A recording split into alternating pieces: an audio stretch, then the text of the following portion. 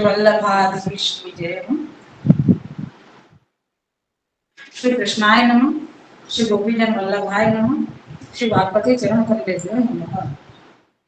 श्रीमद् भागवत महापुराण श्रीमद् वल्लभाचार्य जी विरचित श्री सुबोधनी जी की टीका 10वां स्कंद पूर्वार्ध में कौतुक लीला निरूपक जो 3 अध्याय हैं प्रक्षिप्त रामेश्वर में, 3रा अध्याय चल रहे हैं प्रक्षिप्त अध्याय में, और 10वें स्कंद के अनुसार हम ये 14वां अध्याय चल रहे हैं। और कल अपन ने देखो कि परीक्षित राजा ने प्रश्न पूछे कि ब्रजवासी ने नंद कुमार सु नंद नंदन सु कैसे स्नेह किए, तो मतलब ये कैसे हो सके, ये सब ये सिद्धांत आप उनको समझाओ। पहले तो यानी मतलब बहुत गूढ़ रीत से मतलब ऊंडान से पर ये बात पूछी भी और बताई भी कि कह रहे हैं कि जैसे सबसे पहले जीव को देह के साथ संबंध हो गए, तो देह के साथ संबंध हो गए आपको मतलब देह सु प्रीति हुए, सबसे पहले स्नेह कौन से हुए, देह सु। वाके बाद हमारे देह से उत्पन्न जो हमारे पुत्र पौत्र आदि हैं उनसे हमको स्नेह हुआ। वाके बाद इतर कोई व्यक्ति सु और वाके बाद वाके पुत्र सु और वाके बच्चन सु प्यार होनो या स्नेह होनो बहुत दूर की बात है, और ये कहीं कहीं हुए है जो इतनी दूर सब है। तो ऐसे ऐसे प्रकार से ब्रजवासी ने नंदराय जी के पुत्र नंद नंदन सु कैसे स्नेह किए, ये हमको आप बताओ हमको, यूं करके परीक्षित राजा ने पूछी है। तो यहाँ पे भी वही कह रहे हैं कि देह और आत्मा दो चीज को हमको यहाँ पे खुलासा हो, बहुत सूक्ष्म छोटे से सार में समझ जावे कि जीव अगर यूं समझ लेवे कि आत्मा ही मेरो देह मेरो है, और वाकु अगर इन्हें वो स्नेह करे तो समय भय मतलब वृद्धावस्था आवे तो वो देह जीर्ण हो जावे, तब आपको समझ में आवे कि अरे आत्मा ही मेरा सब कुछ है, तो ये देह मेरी नहीं है, ये तो मैंने गलत समझो। तो मतलब देह के ऊपर सुखी अब ममत्व हट जावे, यूं हो जाए कि अरे जल्दी देह छूटे तो अच्छा, यूं करके जीव विचार करने लग जाते हैं। तो या प्रकार को यहाँ पे प्रकार बताया कि भाई अपने देह से प्रेम करना चाहिए कि आत्मा से प्रेम करना चाहिए, तो आपको खुलासा यहाँ पे श्री सुखदेव जी बता रहे हैं। तो अपन ने यहाँ पे 52 श्लोक तक कियो, तो नहीं 53 श्लोक तक कियो, 54वां श्लोक अपन आए हैं कि 53वें श्लोक में बता रहे हैं कि जीव को अगर इतना भी विवेक हो जाए कि भाई देह हमारी आत्मा है, देह करते आत्मा को हमको स्नेह करना चाहिए, अगर ऐसा विवेक आ जावे तो देह के लिए हमको इतना महत्व नहीं रहेगा। क्या के लिए आगे बता रहे हैं, श्लोक है 54वां, तस्मात् प्रियतमः स्वात्मा सर्वेषाम् अपि देहिनां तदर्थमेव सकलं जगदेत चराचरम्। श्लोकार्थ है, इससे सिद्ध होता है कि सब प्राणियों को यानी सब जीवन को अपनी आत्मा ही अति प्रिय है, यह समस्त जड़ और चेतन जगत उसके लिए ही है। जैसे गोदनी जी ने अभी बहुत छोटी सी जरा सी तस्माद आत्मा प्रिय नित्य विवादम तदर्थम चान्यत, यहाँ पे ये गोदनी जी है किसी की व्याख्या थे कि इससे उपरोक्त कहे हुए ज्ञान से निश्चय है कि आत्मा प्रिय है, इसमें किसी प्रकार का विवाद नहीं है, उस भगवान के लिए ही दूसरे सब हैं। अब यहाँ में आत्मा के ऊपर यहाँ पे हमको जो अलग से स्टार देके समझाए हुए हैं कि सबकी आत्मा भगवान है। और यहाँ पे सबसे पहले बता रहे ना भाई सब प्राणी को यानी सब जीव अपने आत्मा से प्रेम करें, तो अपनी आत्मा से प्रेम करके सु क्या होगा, तो यहाँ पे कह रहे हैं कि आत्मा ही भगवान है, जीव सबकी आत्मा नहीं है ना, जीव को संबंध कौन से हो गए, देह से हो गए, तो आत्मा आत्मा से संबंध तो सबसे पहले है जीव को, तो आत्मा को ही भगवान बताए हुए हैं। तो ये कह रहे हैं कि जीव सबकी आत्मा नहीं है, लेकिन आत्मा भगवान है। तो सब में आत्मा ही विराजमान है, सबकी आत्मा भगवान है, लेकिन जीव सबकी आत्मा नहीं है। अतः अपनी आत्मा कहने का तात्पर्य है कि जीव की जो आत्मा है वह प्रिय है, भगवान के लिए ही सब है। सब है का तात्पर्य है कि भगवान के क्रीड़ार्थ और सेवार्थ सकल पदार्थ है, न कि जीव के लिए। अतः जीव को सब पदार्थों का भगवान की सेवा में उपयोग करना चाहिए। यहाँ पे बता रहे हैं ना कि आत्मा से अगर हम प्रीति कर रहे हैं तब तो हमारी प्रीति सही है, लेकिन जीव बन के देह से अगर प्रीति कर रहे हैं तो हम गलत कर रहे हैं। गलत का मतलब है कि वो भ्रमित है, भ्रांत हैं हम, कि भाई हमको आत्मा से प्रेम नहीं करके और देह से प्रेम कर रहे हैं। तो ये भ्रांति हो जाएगी कि हम भ्रमणा में घूम रहे हैं कि देह हमारा देह है, मेरा देह है और मैं अपने देह को सबसे ज्यादा प्रेम करूंगा। तो ये अगर चित्त में आ जावे तो ये गलत हो जावे। क्यों? क्योंकि आत्मा ही, सबकी आत्मा भगवान है, जीव सबकी आत्मा नहीं है। और जब अपनी आत्मा कहने को तात्पर्य है कि आत्मा से ही जीव को प्रेम करना चाहिए। 55वां श्लोक है, आभासे आपको सच आत्मा कृष्ण एवं त्याह कृष्ण में नमति। भाषा के इस निम्न श्लोक में स्पष्ट करते हैं कि वह आत्मा भगवान श्री कृष्ण ही है। श्लोक है 55वां, कृष्ण मेन मवे मेन में मेन मवे मवे ही मेन मवे ही कृष्ण कृष्ण में नमवे ही स्वात्मात्मन मखिलात्मना जगत विताय शोप्यत्र देहि वा भाति माया। श्लोकार्थ है, इस श्री कृष्ण को तुम सब आत्माओं की आत्मा समझो, वह भी जगत के कल्याणार्थ यहाँ देही के समान माया से भासते हैं। यहाँ पे श्री सुखदेव जी कह रहे हैं परीक्षित राजा सुन के, तुम अगर ये देख रहे हो तो आत्मा, जो जीव के अंदर जो आत्मा है वो आत्मा ही भगवान है, और आत्मा के भी आत्मा यहाँ पे श्री कृष्ण है। ये तो आप स्वयं जीव को जगत के कल्याण के लिए यहाँ पे देही के समान बने हुए हैं।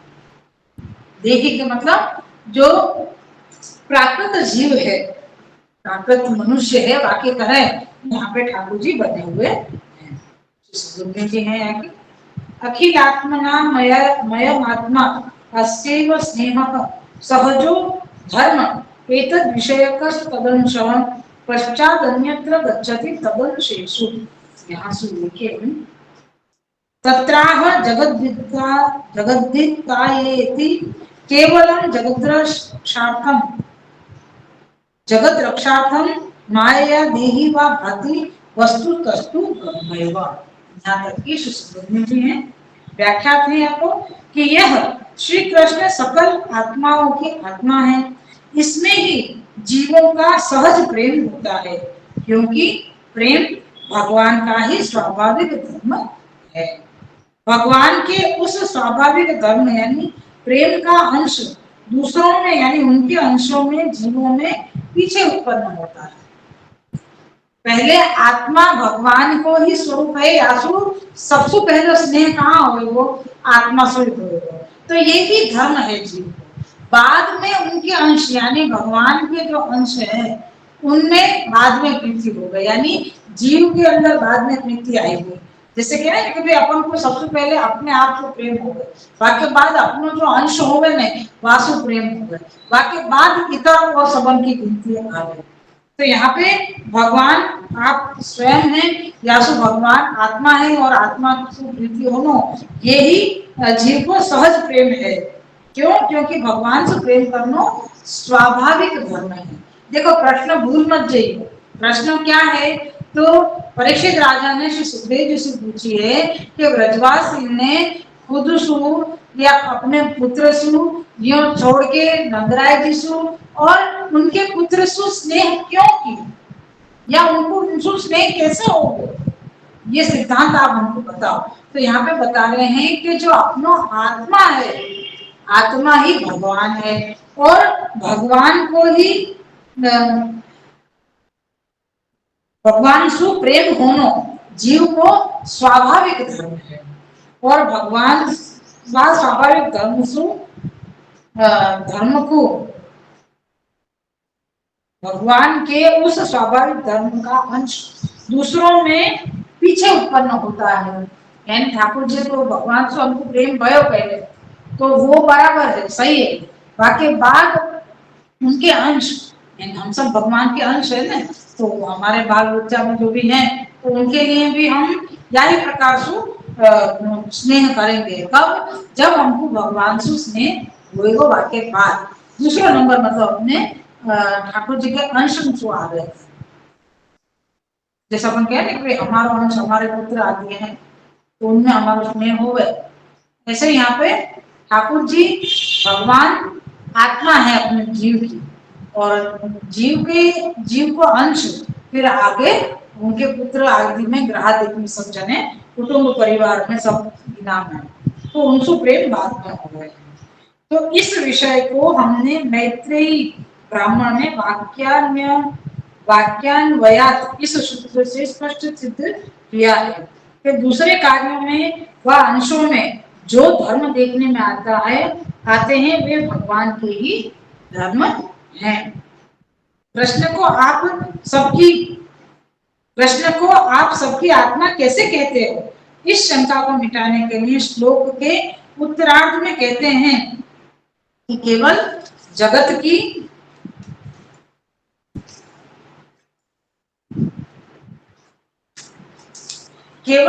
की रक्षा करने के लिए माया से मनुष्य के समान प्रतीति होते हैं किंतु वस्तुतः वे ब्रह्म ही हैं। यहाँ पे श्री कृष्ण के स्वरूप को भी वर्णन साथ में कर रहे हैं। श्री सुखदेव जी कह रहे हैं कि आत्मा से प्रेम करना ये जीव को धर्म है और स्वाभाविक धर्म है। कोई के कहवे से नहीं होगा कि तुम्हारी आत्मा में भगवान है तो तुम उनसे प्रेम करो, ऐसे नहीं। हमको हमारी आत्मा ये नहीं मेरी है ना आत्मा, अभी हमको आत्मा को समझ नहीं आते, लेकिन आत्मा भगवान है तो भगवान से सहज प्रीति हुए। फिर कह रहे हैं कि तुम तो कह रहे हो कि कृष्ण में प्रीति है, लेकिन कृष्ण भी तो या समय क्या कर रहे हैं कि या समय ठाकुर जी भी आप स्वयं मनुष्यवत विराज रहे हैं। तो कह रहे हैं कि भाई हमें क्या हो गयो, जो कि ये तो जगत के रक्षा के लिए ठाकुर जी ने मनुष्य देह धारण कियो है किंतु वस्तुतः तो वे ब्रह्म ही हैं। यहाँ पे 55वां श्लोक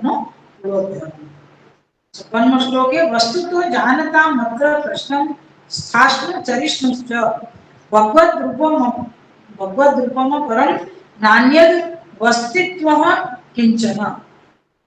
श्लोकार्थ है कि वस्तुतः सर्व जगत के कारण श्री कृष्ण ही हैं। इस प्रकार के ज्ञानियों को सब चर और अचर जगत भगवान का अपर रूप दिखता है क्योंकि कोई भी वस्तु भगवान से भिन्न नहीं है। बहुत बढ़िया बता रहे हैं जी कि वस्तुतः यानी सचमुच में सर्व जगत के कारण श्री कृष्ण ही है और इस प्रकार ज्ञानियों को सब चर और अचर जगत भगवान का अपर रूप दिखता है क्योंकि कोई भी वस्तु भगवान से भिन्न नहीं है। यहाँ पे अपन कहते कि भाई भगवान से प्रीति हो गई, बाकी बात फिर उनके अंश सु या और कोई चीज से प्रेम करने की क्या जरूरत है। तो कह रहे कि भाई जैसे ज्ञानी को सब चर और अचर यानी जो जड़ और चेतन जो भी कोई भी चीज है सब में उनको भगवान के ही अपर दृष्टि पर दर्शन हुए हैं। क्यों? क्योंकि कोई भी वस्तु भगवान से अलग नहीं है। जी है कि किंच प्रश्नं जानतां सर्वमेव स्थावर जंगमात्मकं भगवद रूपं भाति यदन्यं नास्त्येव किंचन ननु भगवतः कथमेवं रूपं तत्राह परमिति परम कृष्ण रूपम परम जगत अतो महापुरुष प्रतीत्यापि कृष्णो भगवान यस्मिन् विदेते सर्वं इदं विदितं भवति इति तदैव संगच्छते। यहाँ तक कि श्री सुखदेव जी ने या कि व्याख्या थी कि श्री कृष्ण के स्वरूप को वास्तविक रीत से जानने वालों को सभी स्थावर और जंगम भगवान का ही रूप दिखता है। कह रहे कि जिनको वास्तव में ठाकुर जी को स्वरूप को ज्ञान है, वो जो जीव हैं उनको स्थावर और जंगम, स्थावर मतलब जड़, जो चीज पराधीन है या जिनमें कोई प्राण ही नहीं है, वहां को अपन उठा के रखो, फेंको, कुछ भी करो, वहां में चेतनता नहीं है, लेकिन वो वस्तु है, या तो आंसू या सु आपको स्थावर कहिए। जंगम मतलब अपने आप में प्राण रखे है, अपने आप से हिलडुल सके है, या ऐसे सब चीजें जो है उनको जंगम बताई गई है। तो कह रहे हैं कि स्थावर और जंगम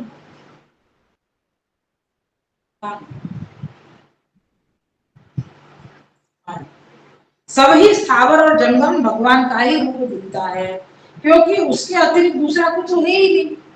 यहाँ जितनी भी जड़ और चेतन जितनी भी चीजें हैं, सब में ठाकुर जी विराजमान हैं।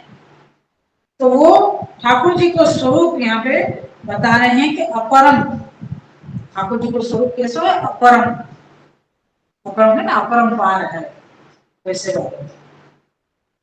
कि भगवान का ऐसा रूप कैसे है, इसके उत्तर में श्लोक में कहते हैं कि अपरम, कृष्ण का रूप पर है और दूसरा अपर है। तो पर रूप को अलौकिक आनंदमय है, और यह जो अपर तिरोधान तिरोहितानंद स्वरूप है। अतः महान पुरुषों की प्रतीति से भी श्री कृष्ण भगवान हैं। यस्मिन विदित सर्वमिदं विभाति, जिसको जानने से सबका ज्ञान हो जाता है, यह श्रुति भीत भी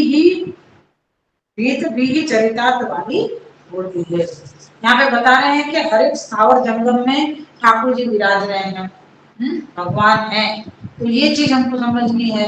हम यहाँ कहें कि जो बोल रहे हो, जो कर रहे हो, जीव मात्र में ठाकुर जी को अंश विराज रहे हो, तो हाँ ऐसा ही है। लेकिन जड़ और चेतन, आज अपन कछु भी कहेंगे भाई ये चीज है, ये चीज है, ये प्लास्टर की है, सीमेंट वगैरह, कि कोई सी भी चीज हो जाए, लेकिन सब में भगवान है, तभी वह चीज को अस्तित्व है, तभी वह चीज को अस्तित्व है। तो यहाँ पे भी यही बता रहे हैं कि जीव को सबसे पहले अपनी आत्मा जो श्री कृष्ण है उनसे प्रेम होना चाहिए, बाकी बाद इतर कोई भी में आ गए। तो यहाँ पे बता रहे हैं कि ठाकुर जी मतलब काय के लिए यहाँ पे ब्रजवासियों के ऊपर कृपा करने के लिए ये सब क्रम चल रहे हैं यहाँ पे। और परीक्षित राजा ने भी यही पूछी कि ब्रजवासी ने ऐसे प्रकार से ठाकुर जी से स्नेह क्यों किया, क्योंकि वो तो कोई अन्य के पुत्र हैं, स्नेह भी कैसे कर रहे हैं, अथाह कर रहे हैं, तो ये तो कोई और के पुत्र हैं, तो फिर ये सब क्यों इन्हें या प्रकार से भज रहे हैं। तो यहाँ पे ठाकुर जी को स्वरूप बता रहे हैं, पर और अपर, अपरम बताया यहाँ पे। अपरम को मतलब बता रहे हैं, पर मतलब अलौकिक आनंदमय स्वरूप है, और अपर को मतलब है तिरोहितानंद स्वरूप है, लेकिन दिखाई नहीं दे रहे है, लेकिन हमको दर्शन नहीं हो रहे हैं, तो ये अपर स्वरूप आ गया। अतः महान पुरुषों की प्रतीति से भी श्री कृष्ण भगवान हैं। वगैरह के महान जो ज्ञानी जो पुरुष हैं वो ये बता रहे हैं कि भगवान श्री कृष्ण हैं। यस्मिन विदितम सर्वमिदं विभाति, जिसको जानने से सबका ज्ञान होता है, यह श्रुति भी तभी ही चरितार्थ वाली होती है। यहाँ पे अपना 56वां श्लोक को 57वां श्लोक लेना था। आभासे किंचन केवलम सर्वस्य भगवत्वे महतां दृष्टिरेव प्रमाणमपि तु युक्तिरप्यत आह सर्वेषां मुक्ति। श्लोकार्थ आभासार्थ में सर्व भगवान है, इसमें केवल महापुरुषों की दृष्टि ही प्रमाण नहीं है, किंतु युक्ति भी इसको सिद्ध करती है। यह निम्न श्लोक में कहते हैं। श्लोक 57 में है, सर्वेषामेव भावानां भावार्थो भवति स्थितः तस्यापि भगवान प्रश्नः किम तद् वस्तु रूप्यता श्लोकार्थ है यहाँ पर सर्व पदार्थों यानी कार्यों का कारण होना है, तब सर्व पदार्थों का कारण होना है, तब सब कार्यों के कारणों का कारण आप में स्थित है। अर्थात मूल कारण आप श्री कृष्ण भगवान हो, उस भगवान श्री कृष्ण से पृथक कोई वस्तु नहीं है। जो पृथक है तो बदलाव। यहाँ पे परीक्षित राजा को सुखदेव जी जवाब दे रहे हैं कि ठाकुर जी को स्वरूप जो है वो सर्व कार्य करने को कारण स्वरूप है। और कार्य को कारण क्या है, तो क्या आप में स्थित मूल स्वरूप जो है वह मूल स्वरूप भगवान श्री कृष्ण के भगवान श्री कृष्ण या सो अलग नहीं है।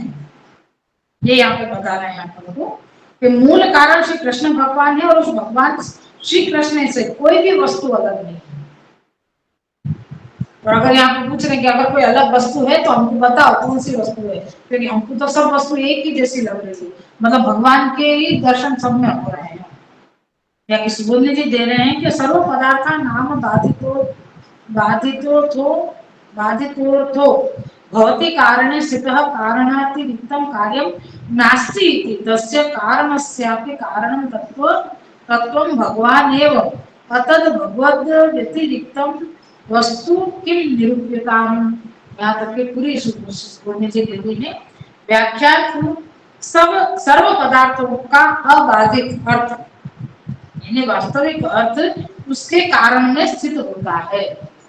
अब मैं कहूँ कि भाई मेरे को कोई कार्य करना है तो वाके लिए मुझको मतलब मेरे को वांचन करना है तो मैंने ये चश्मा निकालो, पहरो, पोछो, साफ कियो, सब कुछ कियो।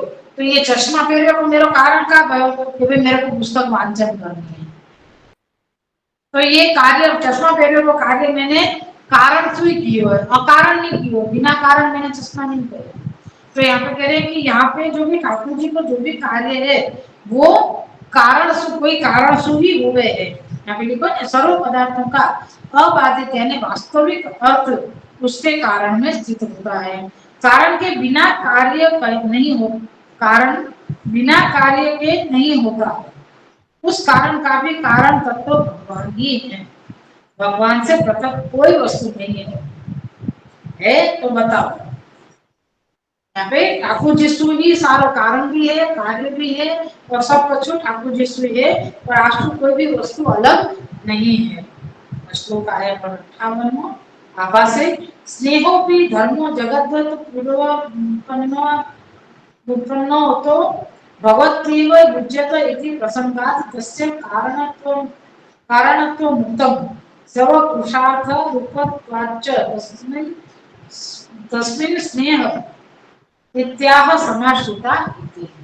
यहाँ तक कि ये तो आभास है, आभासार्थ लेने पर ये स्नेह भी धर्म है।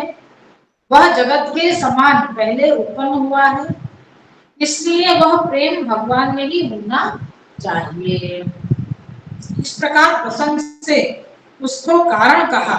सर्व पुरुषार्थ रूप होने से उसके स्वतः स्नेह होता है, उसमें स्वतः स्नेह होता है। यह निम्न श्लोक में कहते हैं। आगे के श्लोक में 58 समाश्रिता ये पद पल्लवम महत् पदम पुण्य यशो मुरारे है भवाम बुद्धि वत्स पदम परम पदम पदम पदम यद विपदाम न तेषाम।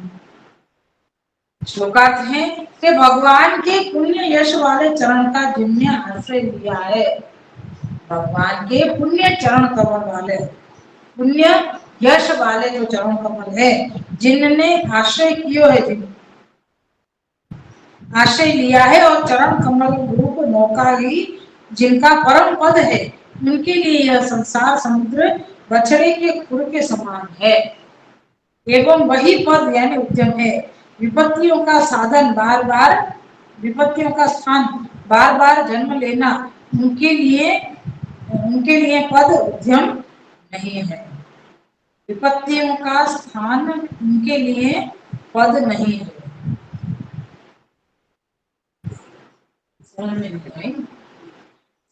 संसार समुद्र जो बछड़े के खुर के समान है और एवं वही पद उद्यम है। बछड़ा की खुर कितनी सी हो गए, पांव के नीचे की सी कड़क घुटी जैसी हो गए, एकदम पत्थर जैसी खुर, तो वह खुर के में तो कह रहे हैं कि संसार समुद्र में सु बछड़े के खुर के समान है एवं वही पद यानी उद्यम है।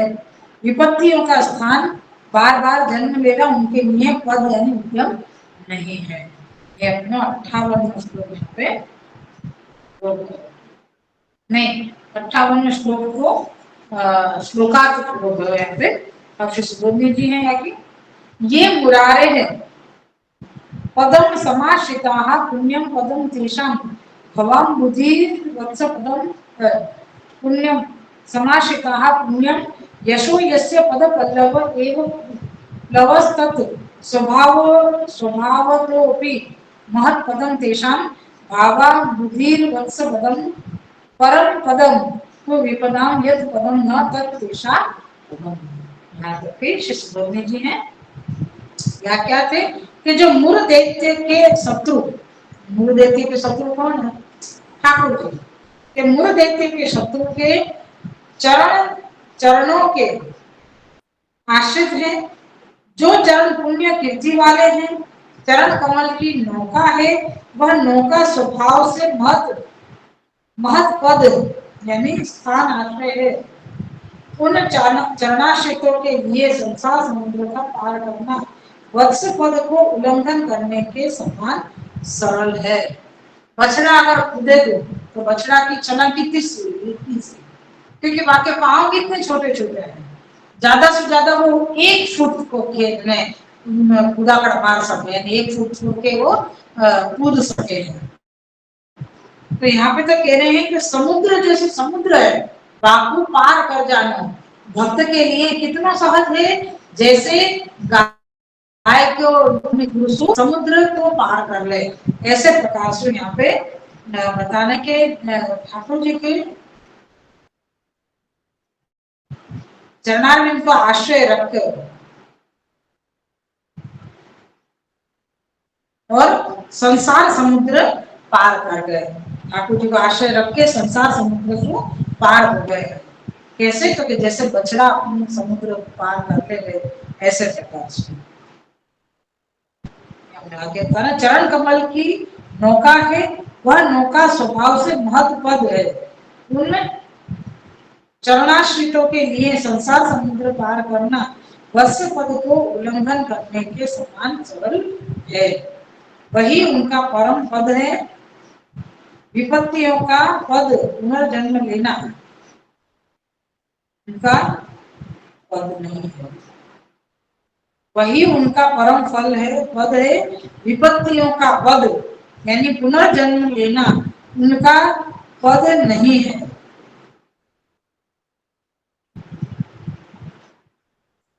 यहाँ पे अपनो ये 58 श्लोक है। यहाँ पे 2 श्लोक बचे हैं यहाँ पे।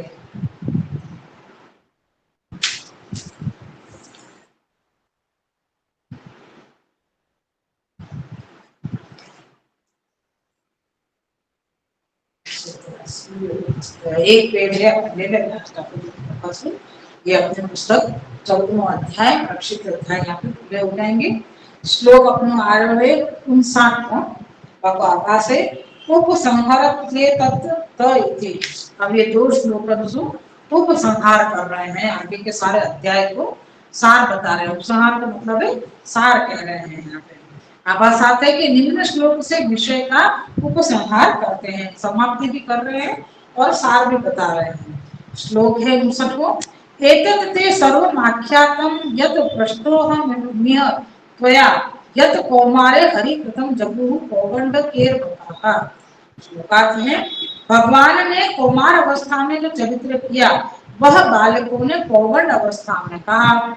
इस विषय में जो तुमने पूछा था वह सब मैंने तुमको कह दिया। परीक्षित राजा ने सबसे पहले प्रश्न किया ने कि ऐसा कैसे हो सके कि जो लीला कुमार अवस्था में करी है तो आपको बापू ब्रज में बाल बालन ने आके जब कही तब तो वो पौगंड अवस्था में आ गए थे। तो ऐसे कैसे हो सके कि कुमार अवस्था की लीला को वर्णन ये पौगंड अवस्था में कर रहे हैं। तो वाकई ये 3 जो प्रक्षिप्त अध्याय है गोकुल लीला के वाको वर्णन ब्रह्मा जी ने सुखदेव जी ने परीक्षित राजा को सुनाया। तो कह रहे हैं या तो तीनों अध्याय को उपसंहार करते हुए यहाँ पे कह रहे हैं कि जो कुमार अवस्था में जो चरित्र किया था वह बालकों ने पौगंड अवस्था में कहा। इस विषय में जो तुमने पूछा था वह सब मैंने तुमको कह दिया। सुबोधनी जी है कौमारे यद धरिणा कथम तत् पौगंडे परिकीर्तितम इत्यत्र तत्रानुपत्तिः परिणतेर्थ। व्याख्या में है कि कौमार अवस्था में हरि ने जो किया वह पौगंड अवस्था में कहा। इस प्रकार के जो प्रश्न प्रक्षिप्त पहले अध्याय के 41वें व 42वें श्लोक में किए थे उन सबका तुमको उत्तर दिया। आगे के जो 41वें और 42वें श्लोक में जो प्रश्न किए तो राजा परीक्षित ने तो वो वाको उत्तर यहाँ पर कह रहे सुखदेव जी कि मैंने तुमको पूरा उत्तर दे दिया। तो उस विषय में जो अयोग्यता समझी जाती थी यह समग्र प्रकरण कहकर उसका निवारण कर दिया। अब 60वां श्लोक है 6वां श्लोक है आभासे अध्यायत्र श्रवण कीर्तनयोः फलमाहेतदिति। आभास आते कि इन 3 अध्यायों के श्रवण और कीर्तन के फल का वर्णन निम्न श्लोक में करते हैं। अगर कोई ये 3 अध्याय को वांचन मनन और मतलब पान कीर्तन आदि करे तो आपको क्या फल प्राप्त होंगे तो यहाँ पे बता रहे हैं। श्लोक है 60वां एतत् सुहृद्भिश्चवितं मुरारेरधार्दनं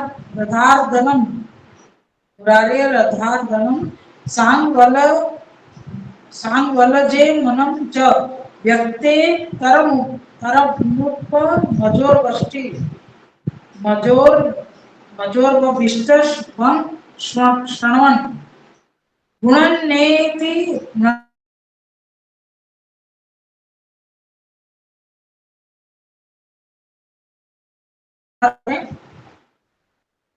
भगवान ने मित्रों के साथ जो चरित्र किया कि अगासुर को मारा, हरियाली भूमि पर पूजन किया, प्रकट रूप से अन्य स्वरूप का दर्शन, ब्रह्मा जी की करी हुई स्तुति आदि सर्व चरित्रों का श्रवण और कीर्तन करने वाले पुरुष के सर्व मनोरथ होते हैं। श्री सुबोधनी जी हैं कि आदौ मुरारे के सुहृदां बालकानां चरितं क्रीडा ततो धार्दनं ततः शांगवले जेमनं भोजनं चरणात् चकारात् वत्सापहरणं व्यक्तादि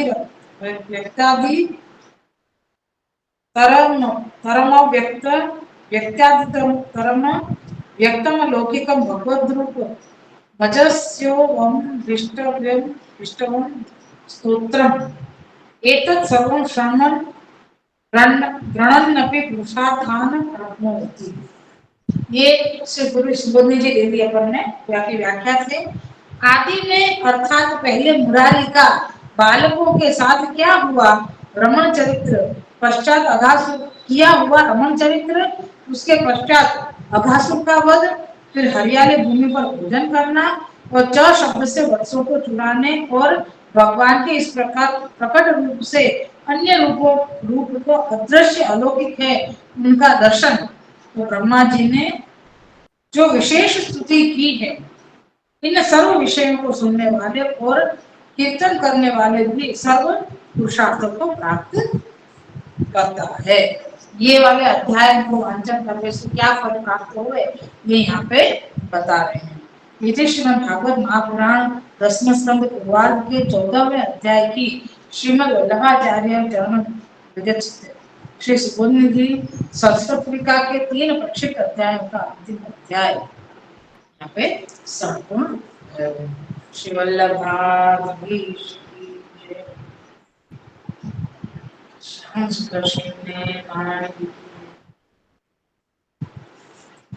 कल से अपने नवी पुस्तक चालू होगी। एक कल नहीं है कल रविवार परसों से होगी, परसों चालू करेंगे और फिर आगे कैसे समय रहेगा वो सब देखते हुए आगे को भी समय देते रहेंगे। अपनो प्रमाण प्रकरण पूरो होतो प्रमेय प्रकरण चालू था। प्रमाण प्रकरण कैसे पूरो हो सकता?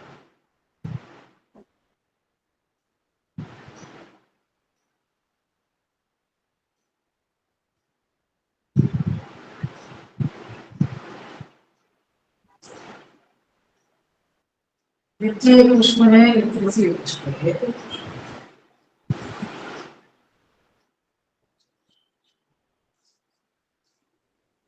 सही कर रहे हैं। ये पुस्तक अपन कल से शुरू करेंगे। श्री इसकी जय हो, जय हो वल्लभाद, इसकी जय हो। जीजी दंडवत प्रणाम। आशीर्वाद प्रदान है। दंडवत प्रणाम वाला। दंडवत प्रणाम।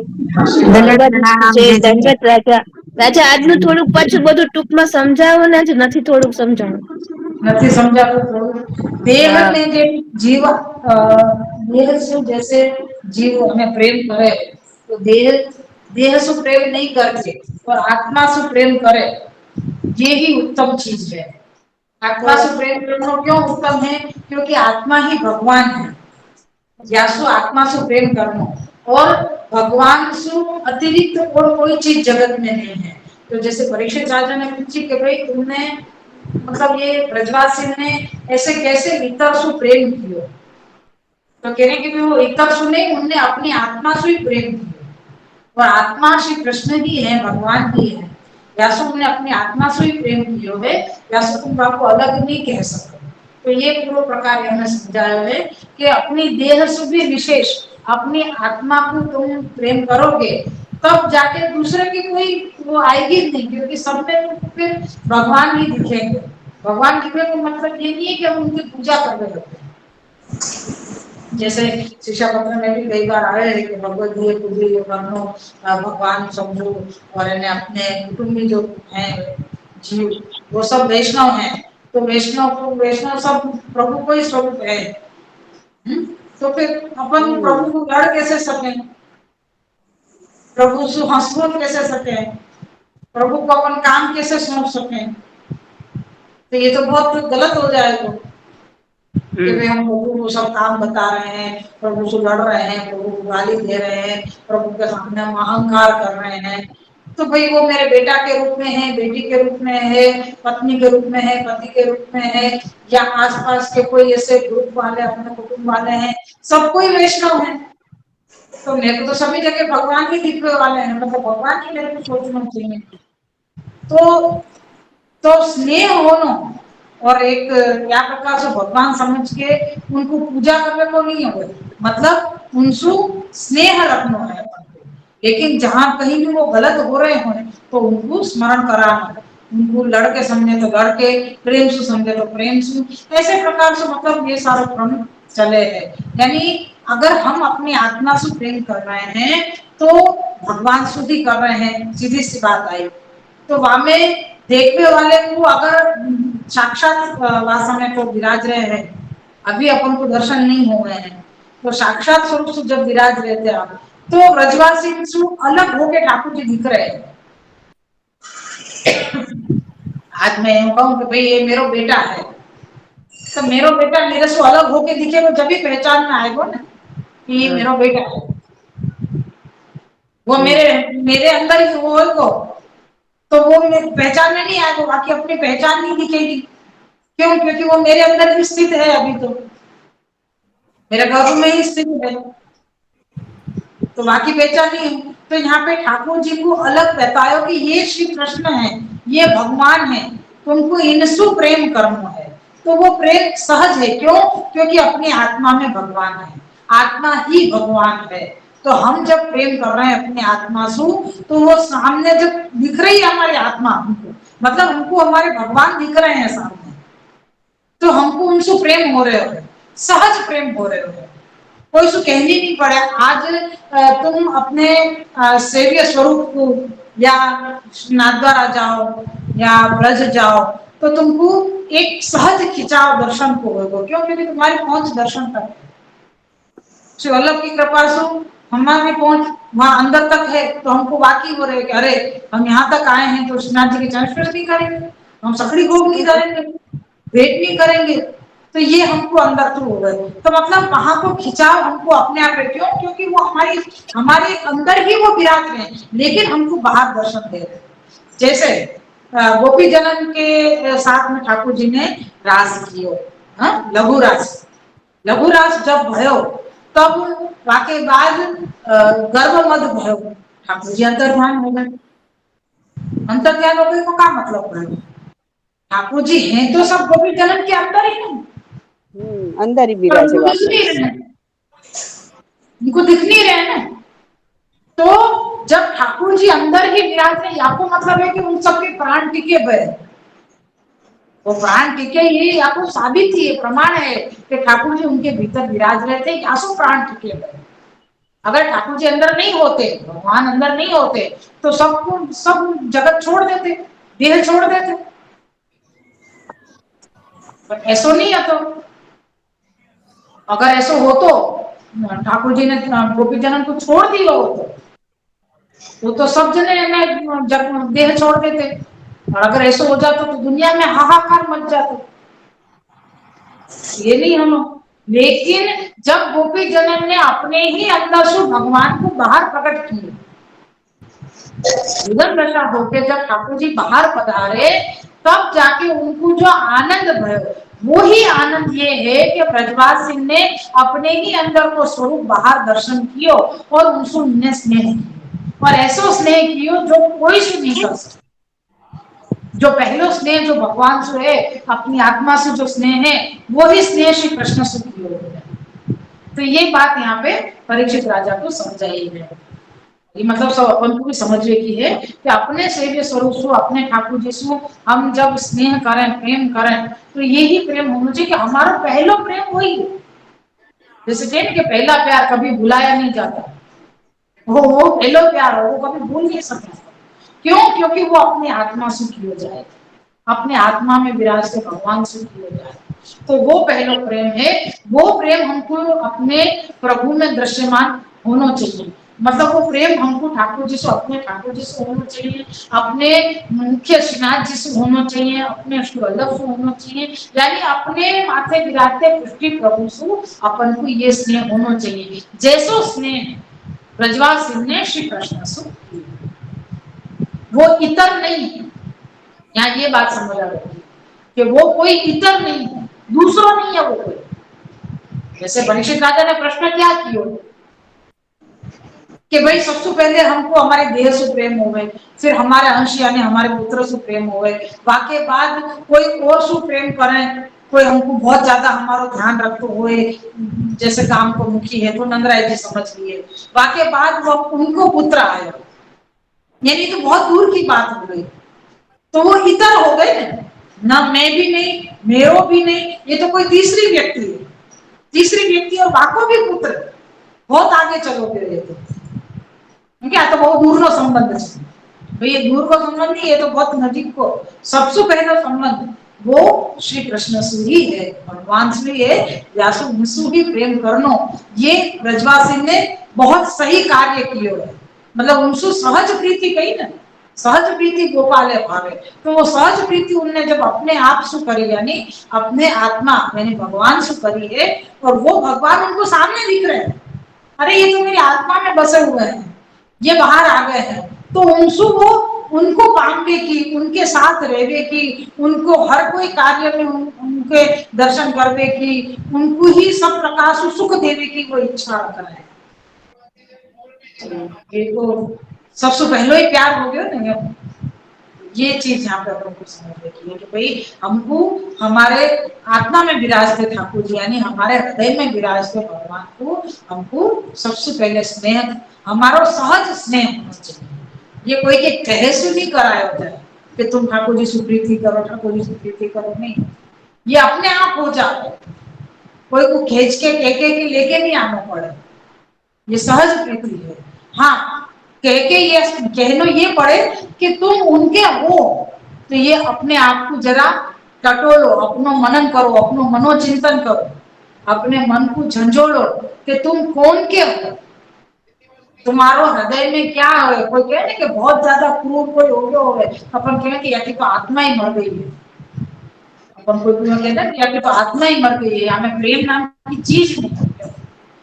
तो वास्तव में मतलब भगवान को जो स्वरूप है वहां के पास से हट गयो सो मतलब आच्छादित हो गयो।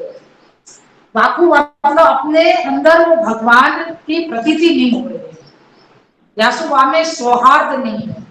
यहाँ हमको सबन से सौहार्द रखना है। या सो वो दिखे जैसे कहने के फल जितना रस वालो होवे ना वो उतनो ही झुको हुआ है।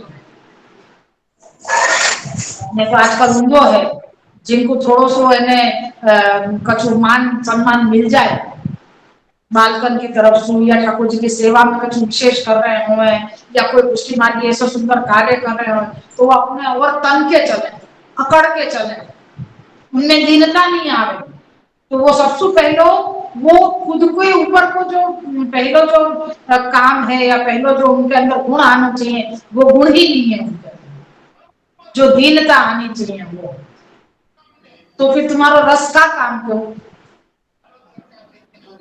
जो रस झुक के कोई को काम नहीं आ सके, जैसे ने के नमे ते सौने गमे, विद्या विनय की शोभे, ये सब छोटे छोटे जो शुरुआत के हैं ये वास्तव में जीवन के बहुत बड़े कार्य है कि जो जिनके अंदर जितना ज्ञान हो गए वो उतनो ही ज्यादा दीनता वाले हो गए, वहां को ज्ञान को अहंकार नहीं हो गए, तो वो सौहार्द अपने आप ठाकुर जी की तरफ लेके जाए। तो ये प्रेम को प्रकार यहाँ पे बतायो कि स्नेह करनो तो कौन सो करनो चाहिए और सबसे पहले स्नेह कौन के प्रति है, या को पहलो समझो या छेलो समझो, ये एक ही है कि भगवान से भी स्नेह होना चाहिए। बाकी बात तो सब अपने आप स्नेह हो जाए। क्यों? क्योंकि सब में भगवान है। मैं कही ना कि भगवान के अलावा और कुछ कहीं है ही नहीं, स्थावर और जंगम दोनों में भगवान, ये चीज यहाँ पे बताई। ये परीक्षित राजा के प्रश्न को उत्तर श्री सुखदेव जी ने दियो, श्री वल्लभ की कृपा से अपन इतना समझ पाए। खूब सुंदर समझावे, સમજાવી છે હવે સમજાઈ ગયું. થોડી ઉલઝન થતી હતી ત્યારે એટલે હા પણ થોડું મને પણ એ થઈ જાય એક સાથે બહુ ભારે ભારે શબ્દો આવે છે ને ત્યારે જરૂર એમ થઈ જાય કે ઓ અમને સમજાશે પણ હૃદયમાં શ્રી વલ્લભ બિરાજે, મુખ પર આ પાકપતિ છે, આપ બોલે છે અને આપ આપણને સમજાવે છે, આપણું કઈ સામર્થ્ય નથી આવા। ખૂબ કૃપા કરી, બસ હવે ચાલુ રાખજો પાછું, હવે બંધ ના કરતા, હવે ચાલુ જ રાખજો પાછું હમણાં, ચાલુ જ રાખશું। હા હા ચોક્કસ। પછી બહુ મોટી બ્રેક આવી જાય છે વચ્ચે વચ્ચે। પણ વ્યવસ્થા મેનેજમેન્ટ એટલું બધું વધી જાય છે ને વચ્ચે બધે એકલી પડી જાઉં છું એટલે થોડું દોડભાગ થઈ જાય છે। ક્યારેક ઉત્સવોની બ્રેક આવે, અત્યારે પણ શું છે રથયાત્રા સુધી જે કન્ટિન્યુ ચાલી ગયું તો ઠીક છે, પછી તો 6 મહિનાની બ્રેક આવશે જ પાછી। પછી થોડુંક થોડુંક ક્યારેક લઈ લેવું, થોડુંક ટાઈમ કાઢીએ। વિચારવાનો સમય નથી મળતો, થોડુંક લેવાનો તો વાત બહુ દૂર રહી। કારણ છે કે હિંડોળા ચાલુ થશે એટલે સતત હિંડોળા તરત જ 2 દિવસમાં જન્માષ્ટમી, જન્માષ્ટમી પછી તો પાછા ઉત્સવ ચાલુ થઈ જાય છે સળંગ સળંગ। છઠ્ઠી ઉત્સવ આવે, પછી બધા અષ્ટસખીઓના ઉત્સવ આવે, રાધાષ્ટમી આવે, દાન આવે, સળંગ ઠેઠ પ્રભુતિ સુધી ચાલ્યા કરે છે। 4 મહિના તો બહુ સળંગ દોડ ભાગ હોય છે। પ્રભુતિ પછી કઈક થોડો સમય મળે તો પછી ચાલુ થાય પછી પાછો વસંતમાં મહિનો 1.5 મહિનો પાછો નીકળી જાય છે। હા વસંતમાં પાછું લેવાઈ જાય છે। દંડવત રાખે। दंडवत प्रणाम वाला।